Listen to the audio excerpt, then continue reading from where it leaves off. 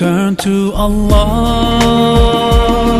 He's never far away. Put your trust in Him, raise your hands and pray. Ooh, Ya Allah.